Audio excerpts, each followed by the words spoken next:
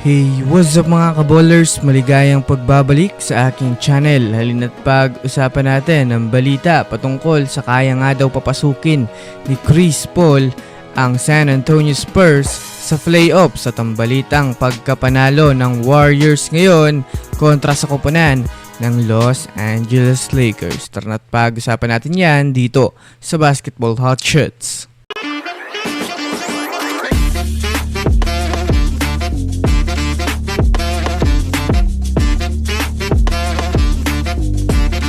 Una nga muna tayong dumako mga kaballers sa balitang kayang-kaya nga daw ni Chris Paul papasukin ng San Antonio Spurs sa playoffs. Well, ngayong preseason nga po mga kaballers ay sobrang laki ang inimprove ng San Antonio Spurs matapos mapunta sa kanilang team si Chris Paul.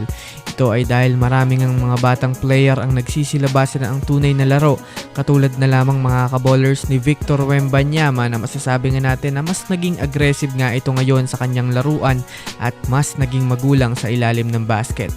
Ayon nga po mga kaballers sa mga pagsusuri ng mga NBA experts, kayang-kaya nga daw papasukin ni Chris Paul ang Spurs sa playoffs basta ma-guide niya nga ito ng tama, pati ang kanilang mga batang player na may malaking potential sa team. Bukod pa dyan mga kaballers, malaking tulong rin nga sa kanila si Harrison Barnes na isa na ring magaling na veterano ngayon. Sa katunayan nga niyan mga kaballers, marami nga talagang nagsi-improve ng mga player sa Spurs dahil na rin naman sa mas natuturuan na sila at nadidisiplina sa loob ng court. Kaya kung susumadayan nyo natin mga kaballers, hindi nga talaga malabo ito para sa kanila.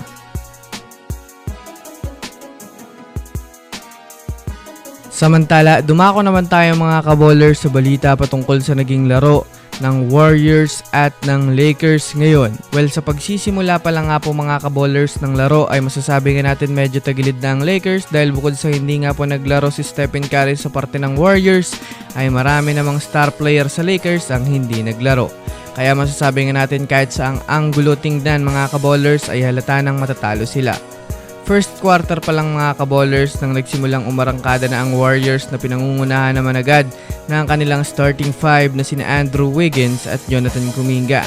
Second quarter nga po mga kaballers nang magsabay-sabay na nga po umiskor ang kanilang mga second unit at mga core players, kaya doon na nga po mga kaballers nagsimulang matambakan ng Warriors ang Lakers 20 plus points bago matapos ang first half 40-66.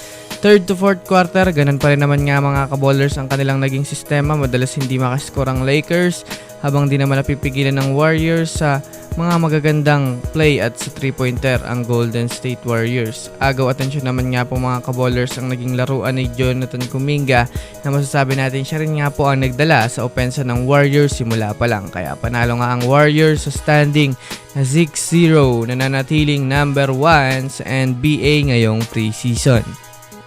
So yun lamang mga kaballers, yan lang naman ang pag-uusapan natin ngayon. Pindutin na ang subscribe and hit nyo na rin ang notification bell para sa mga susunod na update sa mundo ng basketball. Again, this is Basketball Hot Shots. Thanks for watching.